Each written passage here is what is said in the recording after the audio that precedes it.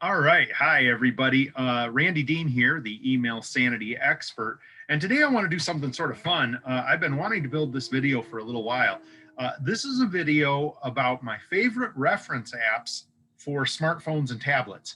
And I think that you're going to really find this potentially a useful video because it might sort of change the way you think about how you use your smartphone and tablet devices.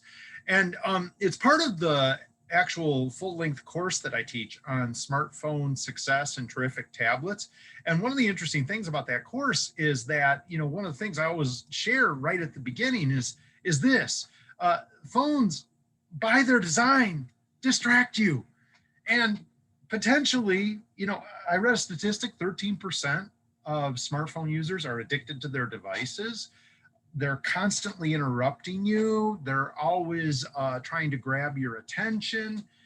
There's some things you can do to reduce the distraction, clearly, but it doesn't necessarily have to be like this. I'll probably discuss distraction management with your devices in a different video at some point, but they can actually make you smarter. These things can really make you smarter. So let's talk about ways they can make you smarter. And I will share with you that it is more than just, okay, Google, or Siri, find me this. I know a lot of people, that's the way they default on their devices. But one of the things that I want to share with you is that you can actually build an entire suite or catalog of really powerful smartphone apps that can literally put nearly all of human knowledge that has ever been created at your fingertips. So let's talk about some of the tools that you can set up and use to make this work better. Obviously, I would recommend strongly the Wikipedia app. And there's several other encyclopedia apps that are out there, including even things like Encyclopedia Britannica. Remember when you used to have the wall of encyclopedias when you were a kid? Well, all of that stuff now fits on one of these. And then the other thing that's interesting is that when I was doing the research for this video, I went out to my app store and I typed in encyclopedia. And the thing that surprised me is that there are specific encyclopedia and deep reference apps in all of these different areas. Outer space and astronomy, dinosaurs, no kidding, computer management, zoology, botany, history, religion, a lot more. So one of the things that I would recommend is that if you've got specific areas of study that you're interested in, jump in. Now, related to that, I've been featuring this app for several years in my program. It's called Wolfram Alpha. And what I used to say is every mathematical or physical calculation that has ever been created or solved is in this app. But to prepare for this video, I went out and did a little research, and oh my gosh, it's going to be my featured app in my e-newsletter this month because of what they've done to it. In the description that's here on my Google Play for the app, it says, remember the Star Trek computer and how it basically was the arbiter of all knowledge? Those of you that are Trekkies, okay, computer, if you remember that. Well, what they did is they started this, Stephen Wolfram, who was the developer of this, basically started this as instant expert knowledge and computation. And started out, like I said, with mathematics and physics. But I want to share with you what it's covering now. Not only is it covering almost all of the mathematical areas, including elementary math, algebra, matrices, calculus, geometry, trigonometry, number theory, etc. It also is now covering statistics and data analysis, including statistical distributions and probability, physics, including nuclear physics, quantum physics, particle physics, and astrophysics. It covers chemistry, including elements, compounds, solutions, reactions, and even thermodynamics, materials in terms of alloys, minerals, crystallography, plastics, engineering, acoustics, aeronautics, fluid mechanics, astronomy, including star charts, space weather, star clusters, earth science, life sciences. You get the picture. Computational sciences, and there's more. I could keep talking this whole video just on all the things that Wolfram Alpha can do. And what I wanted to share is, okay, so all of this is available at your fingertips for a grand total of $2.99. And then you go, look, there's tools out there like Khan Academy that you can get on your phone and on your computer that basically that's free. And you can study a whole bunch of stuff. It's not just for your kids. They've got courses out there for adults too. Of course, there's calculator apps, and it's not just the basic calculator. You can go in and search and find specific calculators for specific types of mathematical computation and work. There's unit converters. You know, how do you take something from, you know, pounds and switch it over to metric, etc. There's a whole slew of dictionary apps, many of which are free and many of which have ratings over 4.5 on the different app stores. Now, that's an interesting point. When I'm talking about some of these areas, the encyclopedia apps, the dictionary apps, the thesaurus apps, I'm not giving specific names because what I want you to do is go out to your app store and type in dictionary. And then I want you to see what comes up. Now it's going to give you a mix of paid apps and it's going to give you some free apps. But look at the number of users and the program ratings, because what you might find is that what you need is already available. And honestly, it's a free resource with a very high rating. Test it out, give it a test drive. If you realize you need something that might be a bit more robust for your specific needs, then maybe you consider one of the paid app options, not just for dictionary thesaurus, maybe also for the encyclopedia apps that I've already mentioned. And so, you know, do some research on your own here in these areas. Don't look at this as specific application referrals or recommendations. Look at this instead as places for you to go study your app store to find the tools you need. Now, some of the other things that I found, zip code tools. What that basically is there's apps that you put in the address that gives you the correct zip code. There's apps for getting the area codes and being able to find out where a phone number is calling in from. But you can also find out what the area code is by putting in sort of the location. Some of the phones now have that function built in, by the way. So I know that my current Android device, when I get a phone call, if they're not in my contact database, it tells me what part of the country it's coming in from. There's even reverse lookup, which means like you're getting phone calls from certain numbers. You can sort of hit the button and find out who it is that's trying to get a hold of you to see if it's like junk or spam. Although, honestly, I've got the service from Verizon that scans every call coming in to tell me if it's likely junk, spam, or fraud. That's also a couple bucks a month, well worth the expense. Now you got tools, obviously, like Google Earth and Google Maps and MapQuest that's out there, but do you know that you've also got all these cool things like Star Walk and Skyview? What you can do is you can literally walk out, point your phone at the sky, and it will tell you what stars and planets you're looking at that are above you. There's even satellite trackers and flight trackers, so you can actually look to see when the International Space Station is going to be flying over your house, and or identify what airplane's flying over right now, if you so desire.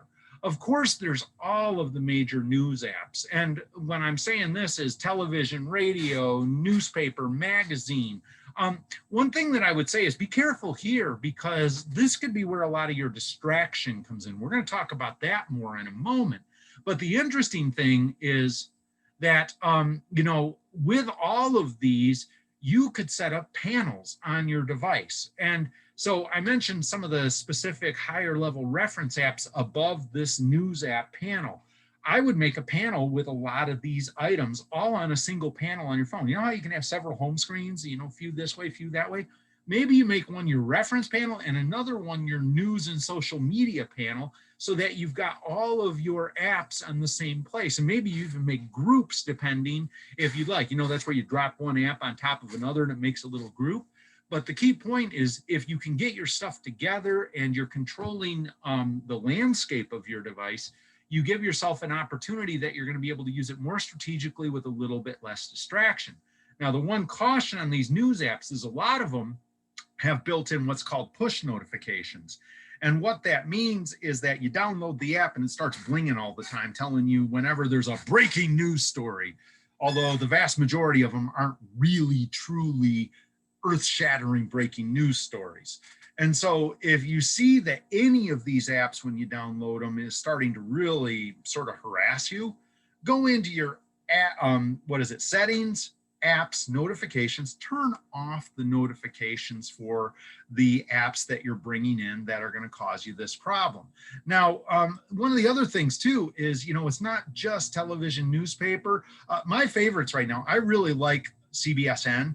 That's CBS News. And the reason I like it is it's got a 24/7, 365, you don't have to pay for it, online news channel, at least right now when I made this video. The other one that I really like, I like the Bloomberg free app for market knowledge and investing knowledge. It's got a lot of really good information if you're into investing, but there's a ton of apps in that area specifically that you could look up. Now, one thing that I want to share, and I just really encourage everybody on planet Earth, please, Snopes. There's no app. However, it has an outstanding mobile site. Okay, here's what I want you to do. Please bookmark that site.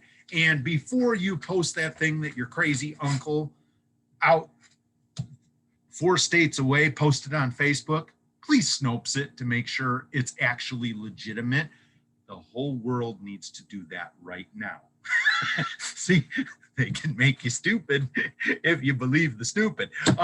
Also, beyond that, I want you to think about weather apps, sports apps. I mean, a lot of people have weather.com. It's a solid app, but if you're a total weather geek, you're probably going to be looking at even more advanced ones. There's even police and fire scanner apps. You hear all the sirens going off. You can find out what's going on, whether you need to take cover. The other thing that they have out there, obviously, are the language and translation apps. Of course, Google Translate is a big name in this. I've been actually doing some Duolingo study, which is a free app and basically gives you a chance to start learning a second language. But there's free and paid things like Rosetta Stone and Babbel and more. And what's interesting is I want to share something with this. Those are language apps to help you learn a language. There's even apps out there to show you how to become a better cook. There's apps out there to show you how to learn to play an instrument. I mean, you could sort of pick something that you want to do in your life and utilize some of these training apps to let you build new skills and develop yourself. And then there's, of course, specific reference apps in all of these areas. I'll probably be doing some following videos on some of these areas that are down here. Medical apps, things like WebMD, health and wellness. I've been actually using the Noom app and it slimmed down a little bit. Yay. There's obviously travel, food, and drink apps, which might counteract the Noom app. There's apps about music knowledge, finance and investing, like we talked about with Bloomberg above, law and legal apps, entertainment apps, literature apps, apps related specifically to business, apps that are good reference apps for your kids. I mentioned Khan Academy, but there's some really cool like learning and knowledge apps depending on the ages of your kids that you might be able to get them to use so that they're not just wasting their time playing games or doing social media. And then there's a ton of lifestyle apps in a whole bunch of different areas that you could take a look at. Now, I want to share one little thing that's interesting is, I talked about all of these apps and areas. One tip that you might want to consider, that's a lot of apps. And a lot of those apps are going to try to talk to you with the push notifications that I already mentioned. When I was doing this in one of my live program sessions, I had somebody in the room go, "Hey, Randy, I can go even one better." And I go, "Well, what's your idea?" And he goes, "Before you ever download one of these kind of informational apps, news, weather, sports, specific, maybe go check to see if they've got a really good, solid mobile website. Because if they've got a really good mobile website, you could just bookmark the site instead of downloading the app. Then it's not going to talk to you because it's not going to be able to do the automated push notifications. And you've just saved space on your phone because rather than having a full program downloaded, you've just got a bookmark in your site that you can go and gather all the information. I mentioned Snopes, but a lot of these probably have really solid mobile websites that might be worth checking out. So, look at that before you go full in and download all of these apps. But the ones you think you're going to use the most, those ones definitely you might want to consider using most. So keep that in mind. Now, I want to share with you one last thing down here on this is, what are your areas of interest? Because if you've got personal interests, like I mentioned, music or language or, health and wellness, maybe set up, and look to see what apps you have there. I'd like to know what they are if you find good ones. What industry are you in? What's your personal profession? Are there specific reference and training apps in those specific areas? Once again, I might want to know, what did I forget? Are there certain apps that I didn't bring in? Now, I put my email down here. I'm anticipating that many of you might be watching this video on my YouTube channel, although I'm going to also post this into the full-length training program I have on smartphone success and terrific tablets that's on my e-learning academy. Just go out to my website, randalldean.com, and you can find more information if you'd like to really take your smartphone usage to a whole new level, including reducing distraction, extending battery life, and having a lot more reference capabilities, even integration with Microsoft 365 and or Google Suite. Little plug there. But what I'd like you to do is that if you've got reference apps that you're actively currently using and you're watching this on YouTube, drop it in the comment below. Tell me what the app is and what it does. Okay, so if you think it's a really solid reference app that I have not mentioned here, or maybe I mentioned the category, but you have a specific app in the category, drop it in, tell us what it does in the comments. Now, if you happen to be watching this on my online e-learning academy, send me the email, timelyman@gmail.com. And what I'm going to try to do is build a catalog of these apps that I'm going to post in that course on my e-learning academy to make sure that we've got everything here. So let me check my notes, make sure I've got everything else in here. Yeah, I think I've covered everything. So let's go ahead and finish this thing up. By the way, if you're interested, I will once again post my Patreon page, and I will also tell you about my e-learning academy through my website, randalldean.com. And with that, I'd like to thank you for your time. That's me when I'm actually dressed up nice. If you'd like to learn more about me and my programs, there's that website address again. If you enjoy this video and like to get more content like this, like the video, subscribe, maybe hit the notifications button. And I got a whole series of little bonus PDF tip sheets on things like time management, email management, smartphone, tablet usage. Hey. Microsoft Outlook and 365, Gmail and Google Suite usage, better managing your meetings, a whole bunch of stuff. If you'd like to get little 2 to 4 page PDF electronic tip sheets on a lot of these topics, just send me an email, randy@randalldean.com. That's funny, I put my timelyman@gmail on the previous slide. You can do it either way, and just put YouTube PDF in the subject line. And I will know what to get you, and we'll get you those bonus materials. So with that, I'd like to say thank you for your time and attention today. Oh, one final little thought. So I'm doing this program and I start researching these programs. Final little thought. and what I see, I'm reading this blog and, doing what I do, I like to follow several tech blog leaders. And one of the blog authors, he posted this question to his readers. And he goes, if somebody from 30 years ago were to be suddenly transported to today's world, what would they find most shocking and different? And I have to give credit. I believe it was a woman who responded, and she responded with this most brilliant of responses. She said, I have in my pocket this little device that within it has access, fingertip access, to virtually all knowledge ever known or created by humankind. And I use it to look at pictures of cats and argue with people I don't know. We're using them wrong. I hope you got a few ideas on how you can now use these things right and actually make yourself smarter, not less smart using them. So enjoy that, have fun, and go check out your app stores.